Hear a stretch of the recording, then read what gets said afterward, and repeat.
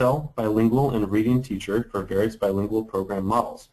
She also served as an English-Spanish literacy coach for bilingual teachers in dual immersion programs.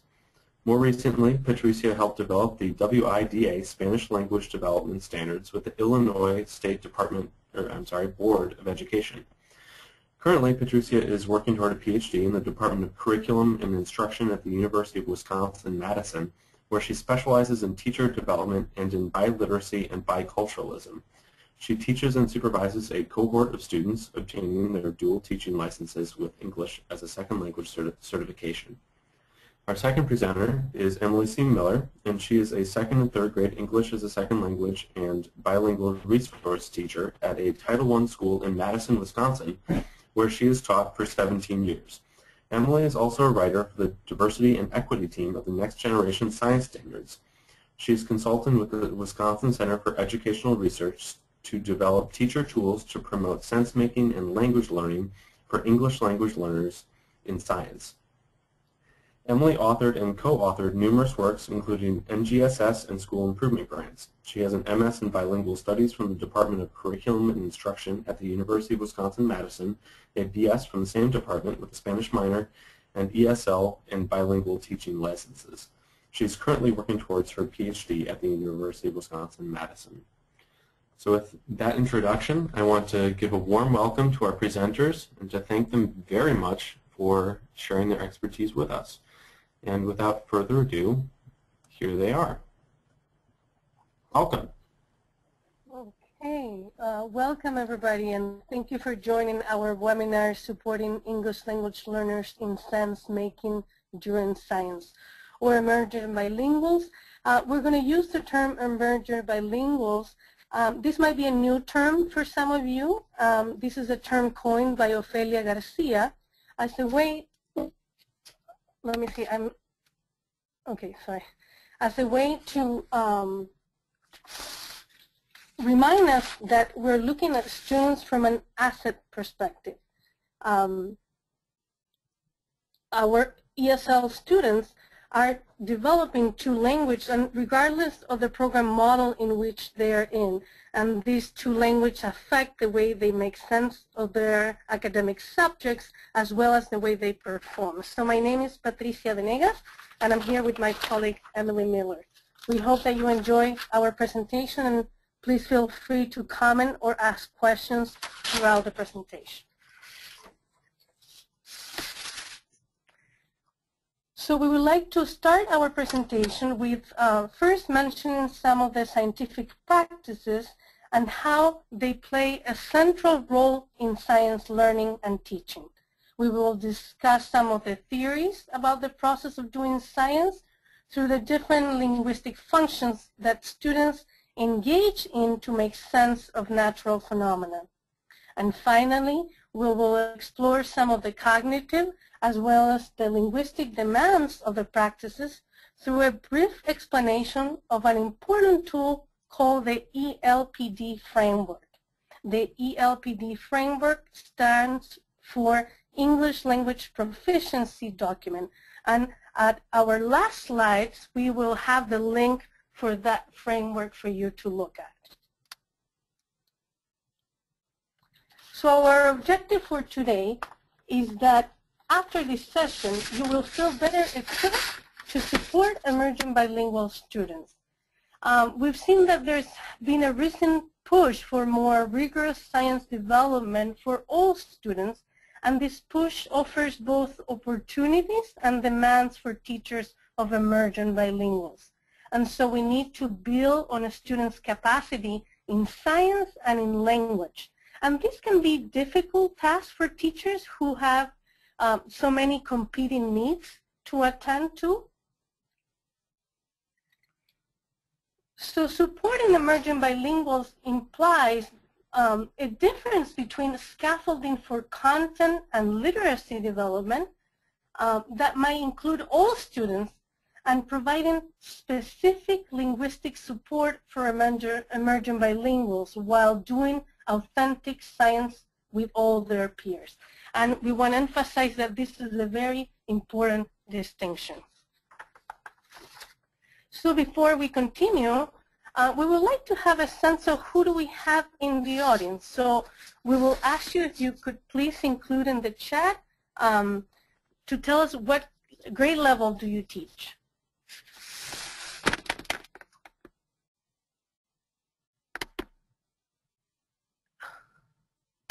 Can't figure out how to do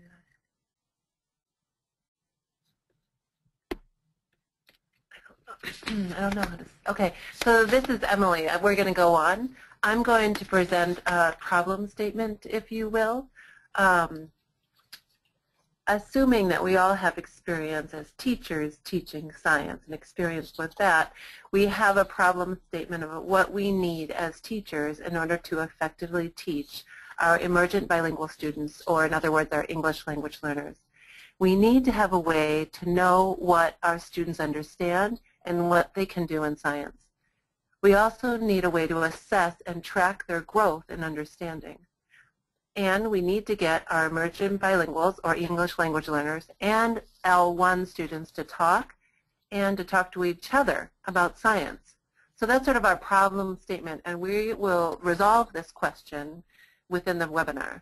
We're going to focus on one practice, modeling, in order to sort of solve this problem in some ways for you to use in your classrooms. Okay, so let's start with a great analogy. This is an analogy about what is science learning.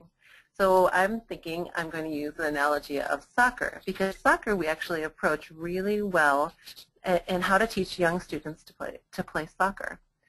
So we never take a group of young students and have them memorize rules of soccer. We never have them play practices apart from playing the game. What we do is we start kids on a small field with small teams and big balls, and we start them right in with playing soccer. And we start them in while they're playing, learning the skills of soccer, like dribbling and shooting. And also we're teaching them the rules of soccer while they're playing. So kids are learning to play the game, and they're interacting with other players. So this is how they're learning, through watching other players, through being part of the game, and through gradually learning how the rules and skills work within this context.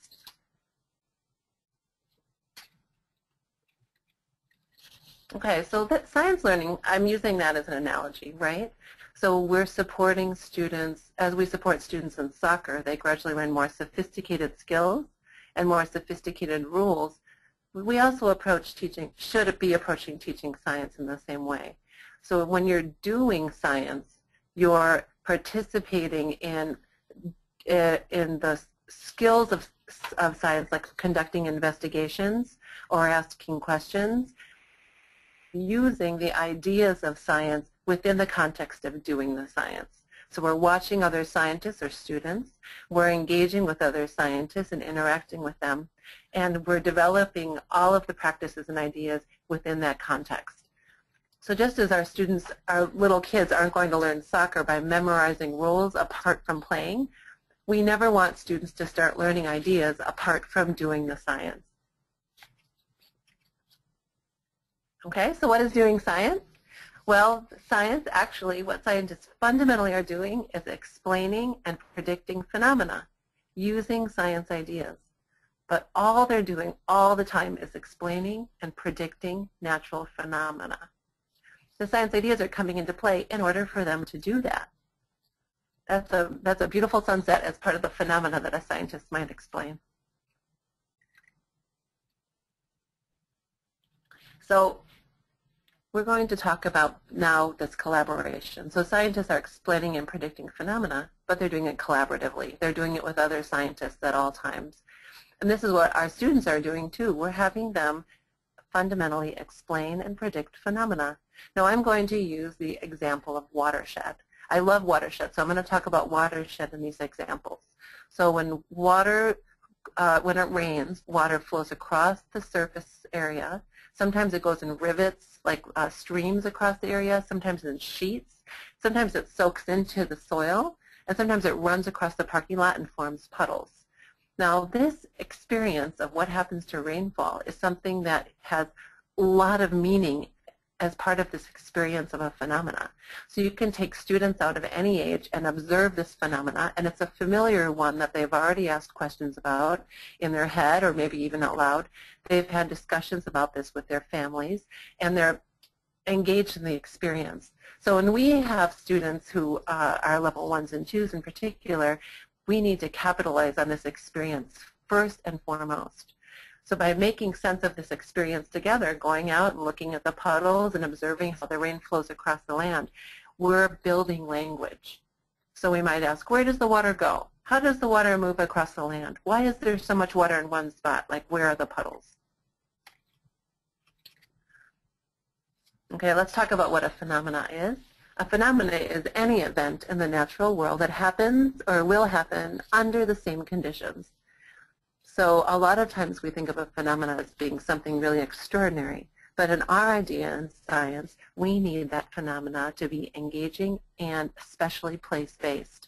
So it's something that happens in the student's life all the time and something that they can capitalize at home. So they've already asked questions and had discussions at home about this phenomena. We're making the phenomena itself and the experience of the phenomena the scaffold or support that we're constantly referring to. I like to think about taking pictures of the phenomena, videotape of the phenomena. It's something that we're shared in the classroom that we can constantly build on and refer to and develop the same language about. So even if we have different levels of language about the phenomena, we all know what it is we're talking about.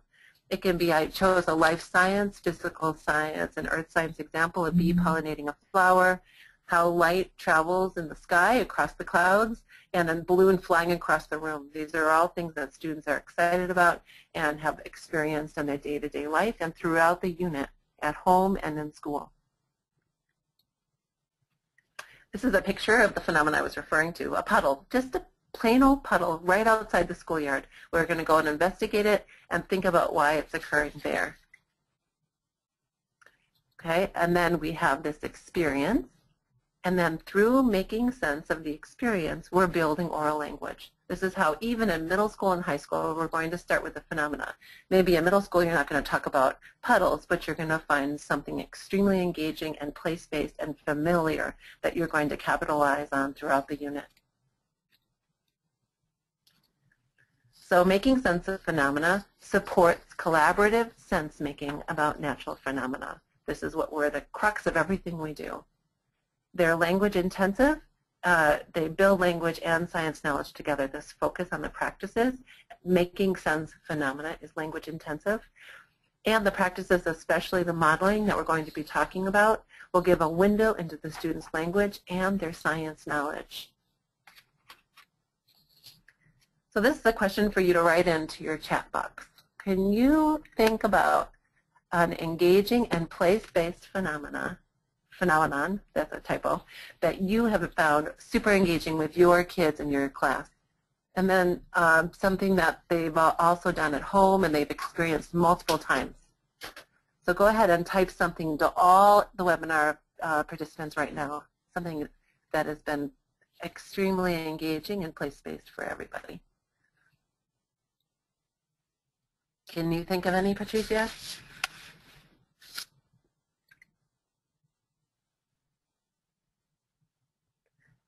All right, I'm not seeing any messages. Can you think of anything that's around that's engaging and place-based that you have engaged your students in around the classroom?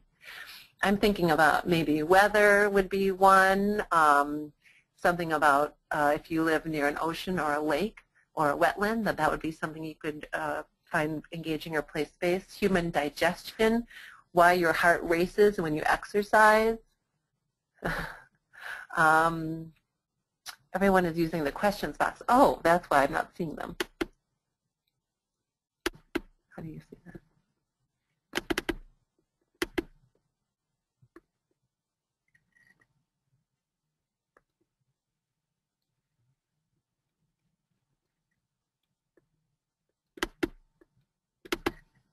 Okay, I'm going to move on because for some reason I can't find your answers. I'm going to add a few that I like.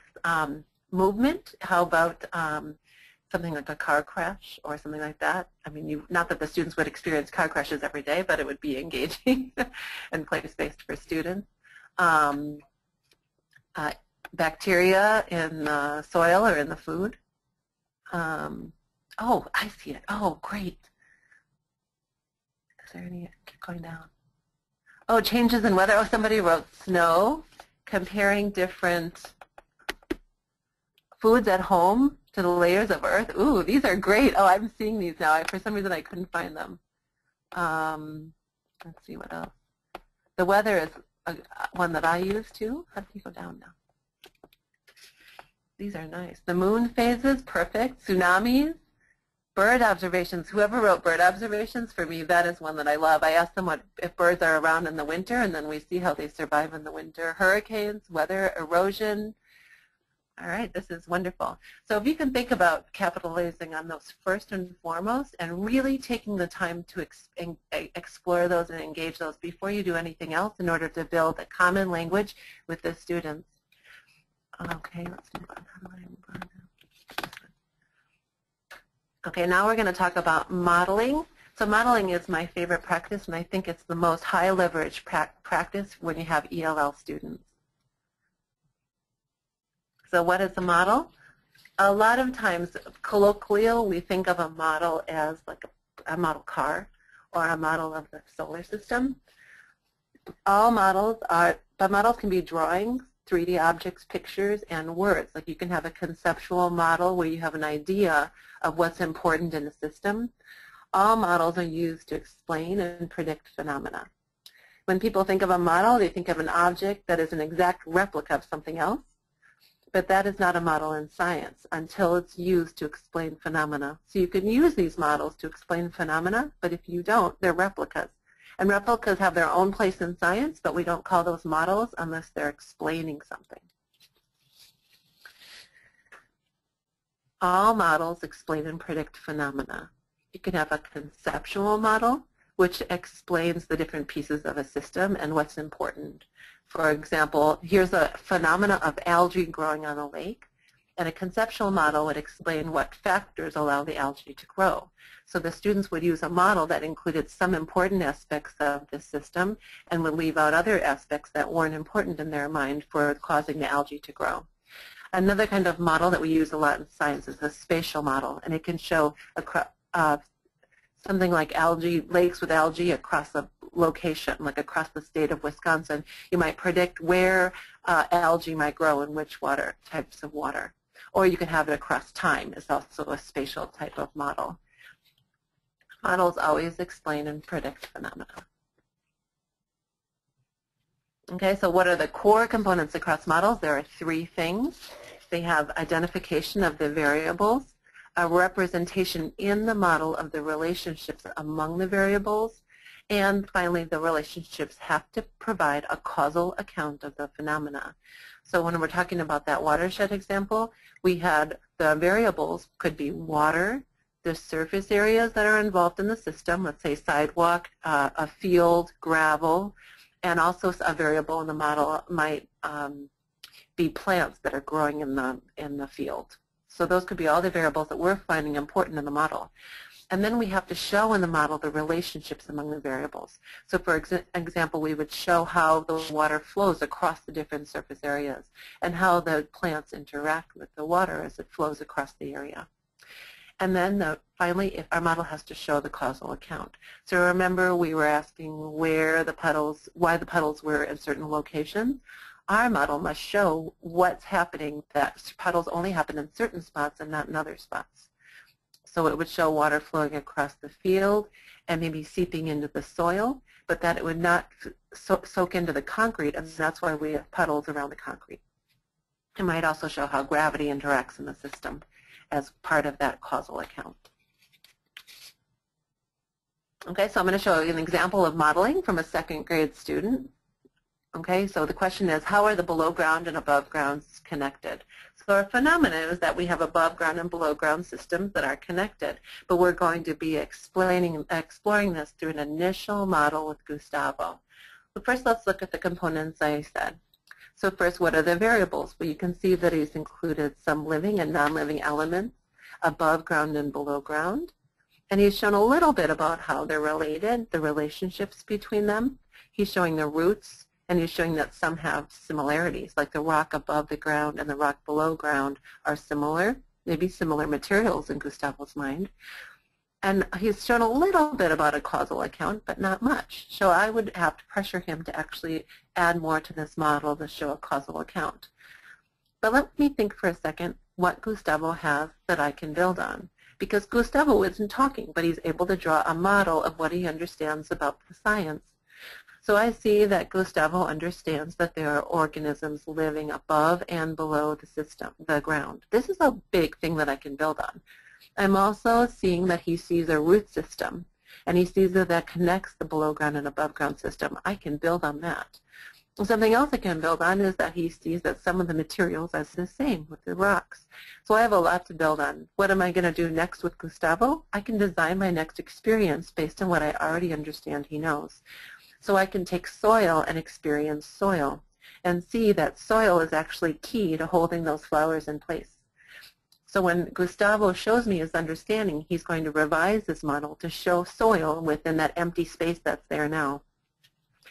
Something else I could show is maybe how the worm interacts with the soil. So maybe if we did an investigation with worms or something, he could show that the worm actually makes tunnels under the soil, that could be something he adds to the model.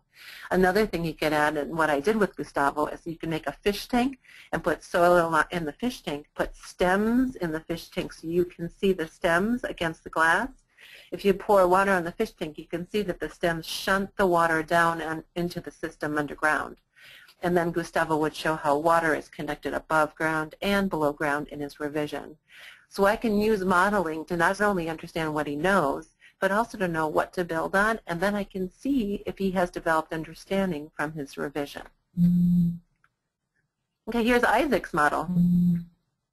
Let's take a look at what Isaac did. So I played a drum outside of the classroom, and I shut the door, and I had all the kids see if they could hear sounds from far away. The phenomena we were engaging in is that you can hear sounds from far away. That was a phenomena. But what I wanted Isaac to show in this model, and he doesn't have the language, but he was able to show what he understood about sound traveling. Let's take a look at this for a second. I have a lot I can build on from what Isaac understands about sound. Isaac understands that there's a source. He understands that there's a receiver, that the sound travels, and that they were able to understand it because it travels. Okay, you can see there's another teacher in the room if that's confusing. That was me at the drum outside. Now what am I going to do next with Isaac? I can know where I can go now because I see that he sees sound traveling in a straight line like a train or a car. I can have students position themselves in other locations in the hallway and play the drum and ask them, did you hear the sound? And if they did hear it, then I can make that I can have Isaac show his understanding that sound actually travels in more directions than just one. If we have an investigation like that and Isaac adds that to its model, I can see the development growing across time. Something else I can do is have experiments to see if sound can go through materials. So not only is it going under the door because he thinks it only travels through air, which is a good thing to draw from, but it's not all he needs to learn that sound can travel through solids. So we would have an experiment where he hears the sound across a wooden pole, and I tap one end of the pole and he'll see that sound travels through the door, and then he'll add that to his model. Isaac will show his model to his friend, or to his group, his small group of 4 students, and he has a model to point to and to explain his thinking. And then through the discussion the students have about Isaac's conceptual model, they will develop language. They're asking him about his thinking, and he is motivated to explain his thinking, and he's also acquiring the language from the students' questions. Oh, I'm sorry. I also can add to the discussion the words that Isaac needs. So I know from what he needs to say, I can draw from what he needs to say the language, supply him the language that he needs. So it's an authentic language support, something in the moment that he's going to need with language. So modeling provides for authentic and meaningful discourse around really complex science ideas. I can use a complex science idea about how sound travels and use models that are to support the language and support the idea and support my understanding of what my students know.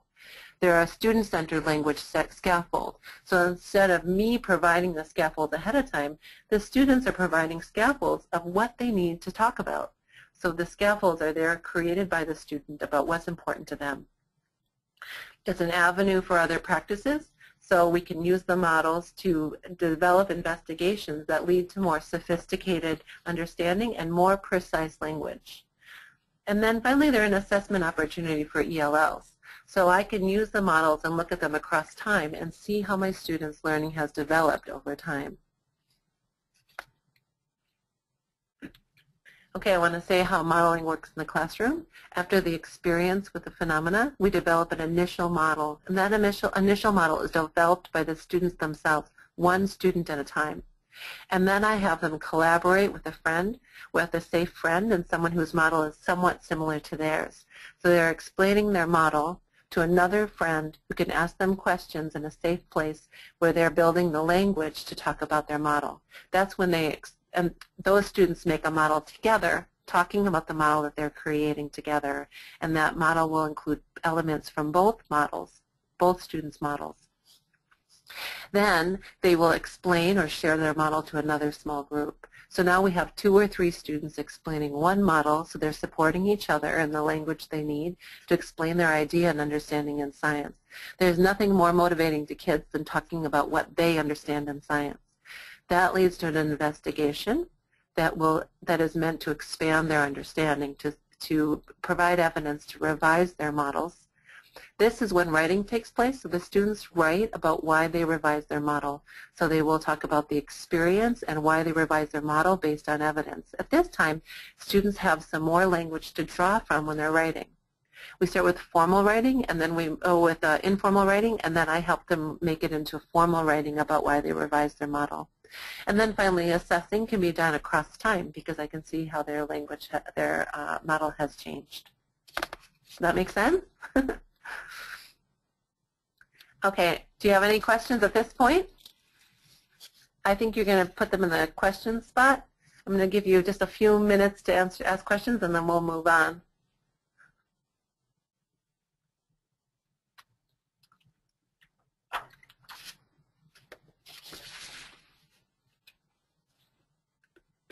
Is it making some sense how to use models with the kids to understand where they're coming from and support the language that they're motivated to use?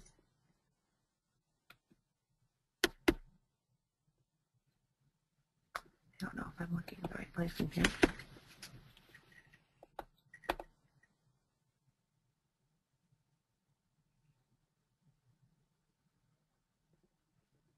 Oh my gosh, migration of birds. I was wondering, oh, here's one.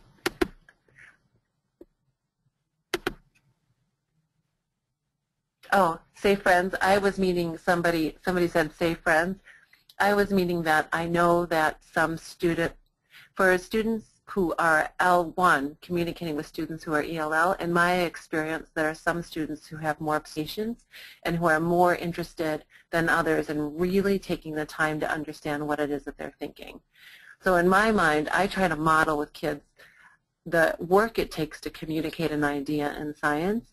But then, as we all know, there are some students who are more capable of doing this than others, and I find that I never want my ELLs to be shortened. I want them to always have the opportunity to explain and feel valued about their ideas. So I make those choices really carefully in terms of confidence. I think a lot of times we spend time having our ELLs understand the L1's perspective, but then we don't teach our L1s that is really valuable to understand, that take that time to understand what their ELLs are thinking, and that's very valuable. I don't know if that makes sense. Let's see, I see another one here. Middle school models. Yeah, so the middle school models we have, and we did for NSTA, was one about air pressure. So if you have something like, if you put a balloon on how the balloon goes up, what are those, balloons that go up in the air, and they try to model something like that to start off with, but you're talking about the movement of gas, and you're talking about pressure, in that case with heat. That could be something that kids start with. So just something really common like a balloon that floats in the air. What do you call those? Hot air balloons. That would be a middle school example. I'm sorry, I'm using my own students from elementary. Another model that I like to draw with middle school has to do more with how, like as I said earlier, why the heart races when you exercise, and the students are trying to think, well, what's happening there to make my heart exercise, to make my heart beat faster, and they can try to model that out. That would be a middle school example. No questions here? Okay. All right, we're going to move to the next slide. Thank you. Those are great questions. I hope I answered them well. So thinking of some of the theories implied in what students need to understand in the doing of science in terms of the scientific ideas, but their participation, we know that doing science requires that students engage both analytically and linguistically. And so we can think of the language of science in part in terms of what students can do with the language. Can they develop an argument based on the evidence that they have collected? Can they analyze the data that they have? So we need to support students both analytically and linguistically. And often teachers feel pressure to pick one, analytic or language to support, but not both. So as the students engage with the practices, for example, explaining the phenomenon of what happened with the water, all students but emergent bilinguals specifically participate through interaction with others in oral or written form. And so Vygotsky is known for this idea of the zone of proximal development, which basically describes the difference between what a student can do independently versus what he or she can do with support.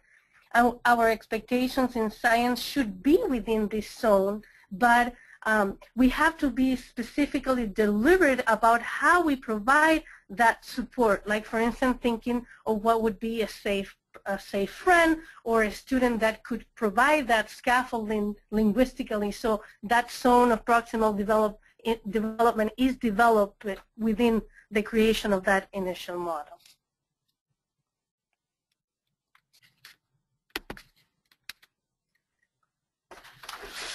So teachers can foster communication between students. The real goal of learning a language is to become competent in all of the different types of communications required to perform these practices. So in the example of modeling, the student will need to be able to understand another student's idea about perhaps abstract relationship between, say, water and water flow, as well as be able to produce a claim that is comprehensible either in oral format or in written language. So the language of the science classroom not only requires these practices to work it from the analytical perspective, but also from the linguistic, where they're using their receptive, the ability to understand language either by others talking to them or by reading, and the productive functions of language. So we had mentioned the ELPD framework. The ELPD framework, which I will show shortly, addresses not only the linguistic challenges, but consider the resources that emergent bilinguals, or ELLs, bring to the science classroom. And these resources, like, for example, the conversations that students must have had at home about the phenomenon, must be valued and tapped into by the teacher, because they allow students to bring their students' funds of knowledge as they make sense of the practices and the experience they have at school. So the focus here is in the language in use environment, and therefore in providing adequate context and experiences for students. So this new way of teaching science expand the teaching practice, because now teachers are not only thinking about science, but they're also thinking about the analytical demands of the experience, about literacy, and also about complex language development. So here we have this a little bit of the framework. This ELPD framework stands for English Language Proficiency Document. This framework was developed by the Council of Chief State School Officers and many other key players. And this framework describes the language practices that emerging bilinguals must engage in to successfully master. For example, if you're a teacher from a state that has acquired the next generation science standards or the Common Core state standards, and also for language acquisition simultaneously. So let's take a look at this slide. So the practice here is defined in orange. So one of the practices will be constructing an explanation of a phenomenon. And the analytical task and the linguistic demands, both at the receptive and productive levels, are listed in greens. So one of the analytical tasks that students need to engage when constructing an explanation is developing it, analyzing if there's a match between an explanation and the model. But linguistically, they have to comprehend, for instance, the questions, thinking of the example of the water, where does the water go? And at the productive level, they need to be able to provide information or to amplify some of the responses to that questions or to others.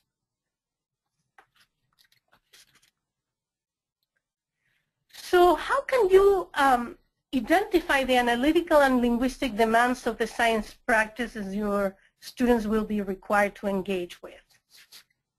So what would be one way that can help you within the practice that you have students to think of what are you requiring them to do analytically and therefore linguistically in terms of what are they required to do at the receptive level and at the productive level. So if you can think of that and write it down in some of the questions or the chat.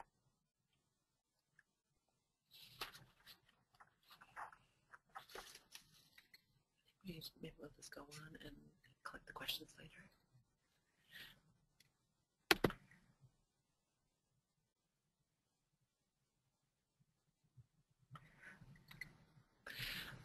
Maybe what we'll do is keep thinking about this. This will be sort of answered in the next piece. So if you have a question about identifying the analytical demands or the linguistic demands of a practice, write it down when you think of it, and at the end we can attend to those questions. Okay, thank you, Emily. So we want teachers to start moving beyond just the vocabulary that we have emphasized for so long into practices involving, as Emily mentioned, discussions and collaboration. So let's look at the receptive language functions for collaborative sense-making about, for instance, rainwater and how water flows across the land. So what does the student need to be able to do with language in the collaboration to be successful? So we see there that he needs to be able to receptively understand the question. Does water go underground? So when their peers, for instance, also say, I think the water goes into soft places like sand, but runs over hard places like the sidewalk, the emergent bilingual students need to recognize that the peer has a claim about a relationship between two things in his model. And they can use the model to support their understanding if they are guided or supported. So that, for instance, you could label these variables that the student has identified. In this case, if the student answers, yes, water can go into the soil, but not concrete, we can help emerging bilingual students by being explicit about, in this case, the variables of water, how water, perhaps with the arrow, the flowing into going differently into soil and not into concrete. And so that would be a way that linguistically we can make sure that the model and the language are connected, and therefore the student is supported. All these are from the ELPD framework that at the end of our presentation you can look to see what are some of the practices that you have and what would be therefore the productive and receptive demands of the practices. So you can compare that in your classroom. So now thinking at the productive level, a student needs to be able to produce language to make sense of a particular phenomenon. For example, to respond to questions orally or in written form by amplifying their explanations. So, for instance, if after the students have hear what other peers said, if I ask him, do you agree? Our emergent bilingual student has to say yes, and why does he agree, or no, and why does he not agree, in a way that is understandable. So teachers can support the students in using the model to support the language so the students can be understood in what their explanation is at the productive level. So to learn to perform analytical tasks and language functions over time, emergent bilinguals need to access and participate in a rich language environment in which frequent examples of register are part of everyday interactions.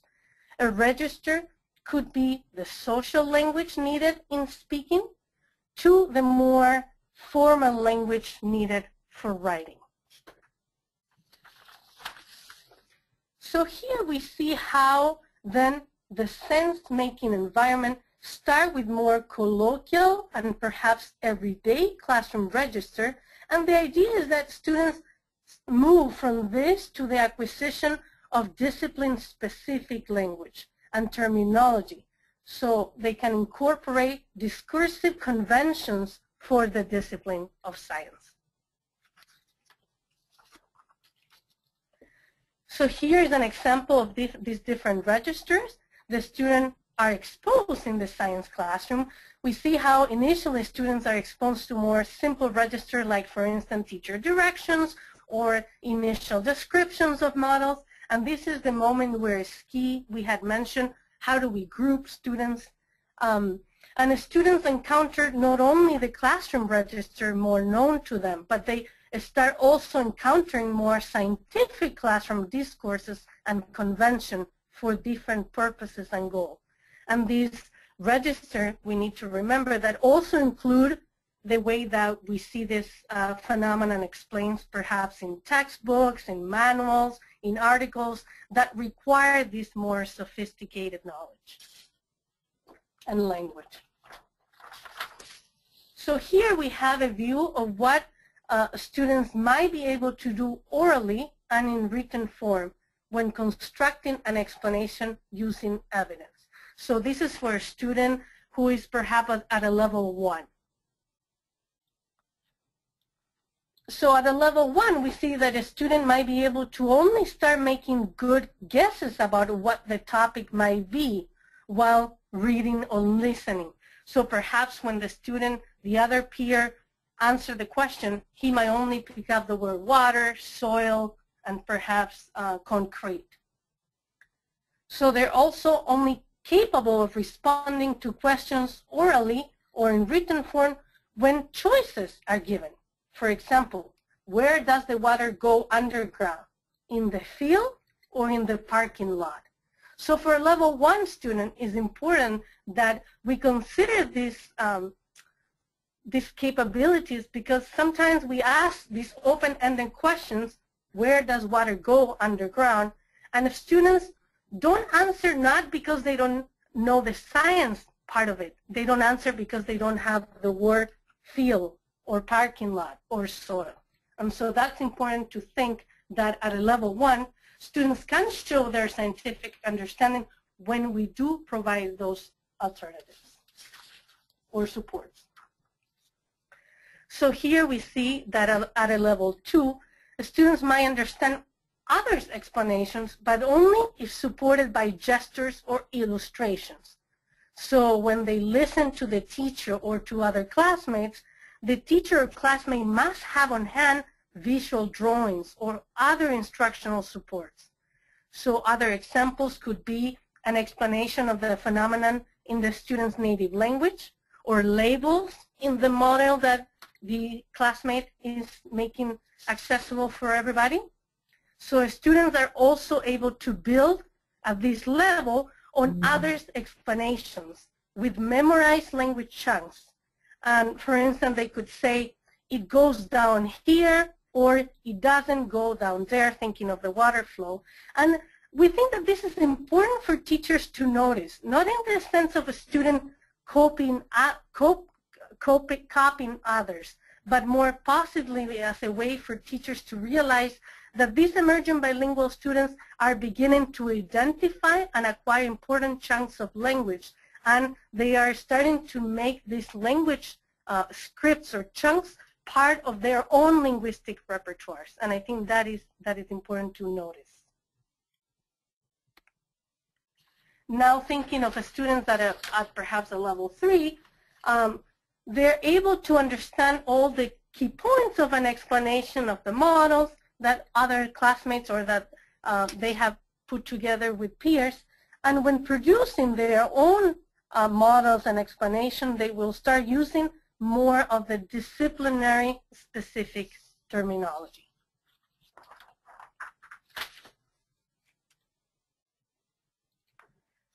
So let's think about the analytical and linguistic demands that this task involve. Here we have an example of a worksheet that student was asked to answer. How can wind and rain change the soil? So we see that we have this worksheet has some drawings, so students are supported there in what is wind, what is rain, and we see that the student wrote, when the wind comes, it pushes the trash to the urban marsh, and when the rain comes, it changes the soil. We can make a huge house.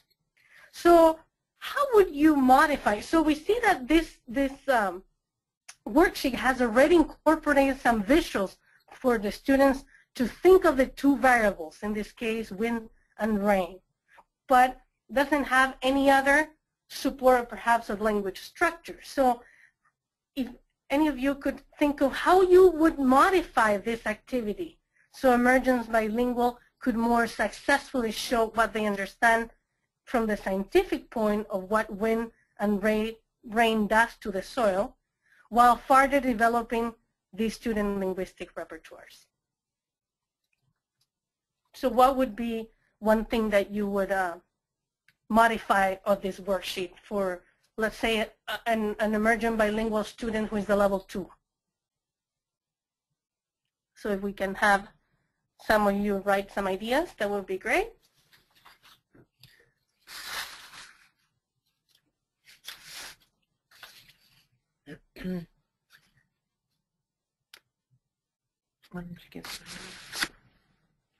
So one of the ideas that I could think of would be perhaps to provide a word bank where students could try to identify, so they can show me their scientific knowledge. Particularly in science, we have a lot of words that are cognate. For instance, if your students are Spanish speakers, so they can start helping them build in their explanation with words that would be familiar to them. Also perhaps a sentence starter, so they can develop their syntax in a more concrete way.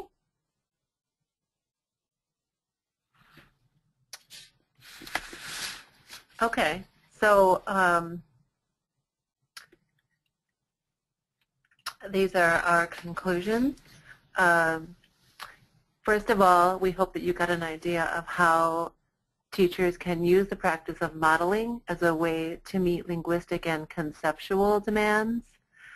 I think in my practice this is the fundamental, most high leverage practice that I can use, because there's always the student-centered scaffold there for students to support their, not only their understanding of each other's ideas, but also support the conversation that they need to have, authentic discourse around the science ideas when they're collaborating together to form a shared model. And also for the teacher to know where to go with the student's understanding. So if students have ideas and we can't build on the ideas because we don't know what ideas they have, then we miss opportunities for students to start developing more sophisticated and more complex understanding of a phenomena. And also we miss the opportunity to seize on the language that they want to have in order to express something engaging and interesting to them. So the models give us ideas of what language the students actually really need in order to express their thoughts and their ideas. So even though the students' conceptual models are often, and hopefully they're not completely correct according to like what we would see in a textbook, we're hoping that we can use scientific investigations and data analysis to slowly move them toward more canonically correct models as the unit progresses. And then every single science task has analytic and linguistic demands, and we need to be wary of both of those analytic and linguistic demands, that we're knowledgeable about both of them and that we're supporting them all. So often we pick either analytic demands or linguistic demands, but often we have trouble trying to support both. And so what results is that our science isn't as sophisticated as we might be either in language or in the concepts. So if we think about both simultaneously and think about supports ahead of time, how are we going to support both things in a meaningful way? That often solves the problem of the rigor in the science, that we are able to push the level a little bit more. Okay, and this is the ELPD framework, and we hope you take a look at this framework because we find that it's extremely useful in thinking about how to support students at different levels in terms of what they need to do analytically and what they need to do in terms of language. So now let's take a look at what you've said. I think as we just have the questions, correct? So let's see.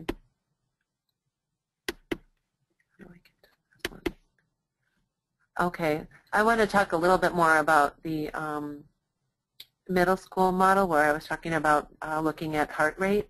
We identified the important variables in the models, like the heart and the lungs and the muscles when they're doing jumping jacks or something, but we also collected the data of how fast the heart rate went when they did jumping jacks according to different students and according to the breathing, the respiratory, and the heart rate. And then we tracked that data, so we had to analyze the data, and then we had to answer the question why your heart rate goes up and why your breathing goes up when you do jumping jacks.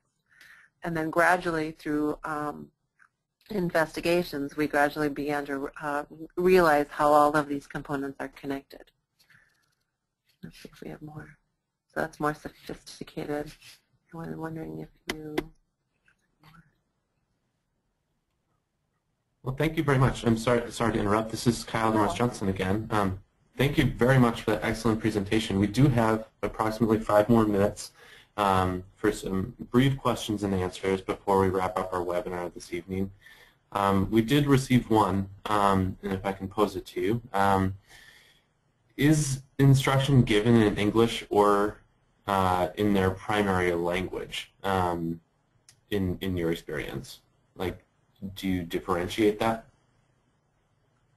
Well, I will say that I think it's important that at the beginning, when students are experiencing the practice, that they have access perhaps to some key words of the variables in this case in their native language, or that's the moment perhaps where you can pair students who speak the same language so they can make sense of the science, because at that moment they're trying to figure out what is happening scientifically, always, of course, supporting the acquisition of those variables and of those explanations in English. But I think it's key that teachers identify that at the beginning when students are making sense of what is happening, what is the phenomena, that they could, because they might well know the science, they just might not know how to say it in English, if that answers your question. Another way to make use of the language, the home language, is to have homework assignments that are set. I like to give a homework assignment that's actually the driving question of the unit. When they're preliminarily exploring the phenomena, they take this homework assignment home and interview a family member about it.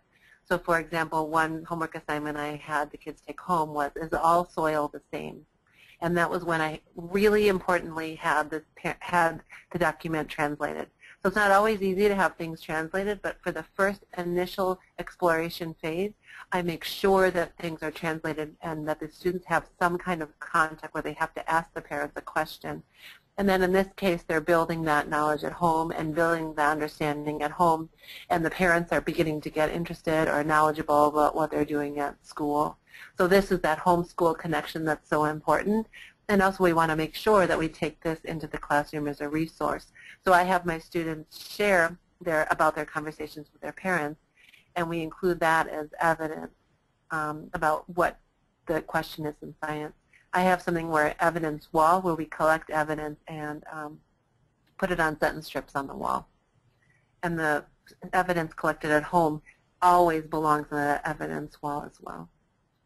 And also thinking, for instance, if we're talking about soil, of example where students will be familiar, and that's way teachers can be more culturally relevant, thinking of how soil might be different in Mexico, in Chile, in the United States, that can bring that funds of knowledge. What students know, if they have lived in a desert area, they have a very different understanding of what soil is versus being in Madison, Wisconsin. So that's a way for teachers to think ahead of perhaps a picture or something to connect, as Emily said, to the home knowledge of that particular phenomenon.